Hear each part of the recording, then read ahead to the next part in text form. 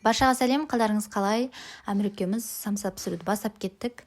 Қайным мен келінім үйлі болып, қоныс той жасайын деп жатыр. Соған маған самса пісіріп беріңізші деген ғой. Сіздерде де солай бола ма? Келін абысының арасында той анау-мынау жасаған кезде маған самса пісіріп беріңізші, пирог пісіріп беріңізші деген сияқты бір-бірлеріңізге көмектесесіздер ма? Бізде солай мәселен.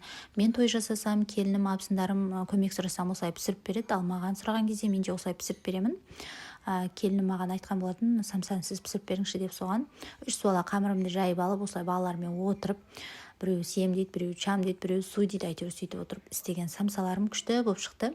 Одан кешкі тамақ палауды да жасап үлгердім. Одан қызымды емізіп ұйықтатып алдым арасында. Сөйтіп ертесі күні обедте шықтық. 2 баланы тастап, 2 баланы алып, Ахмет деген жылап, мен де барам деп. Мына жерде байқасаңыздар, күйеуімді есік ашып бере ме десем, ашпай өзі кетіп бара жатыр ғой. Қазақтарда ондай жоқ қой. Ашып, бүйтіп отырғызу дегенше.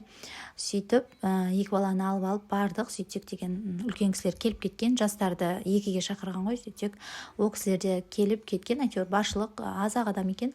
Сөйтіп отырып тамақ жеп алдық. Палау күшті болған.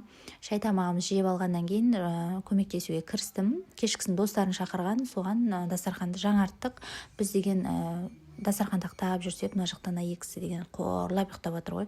Бар тірлікті өздері істегендей болып. Дастарханымыз дайын болды. Сөйтіп үйге қарай қайттық.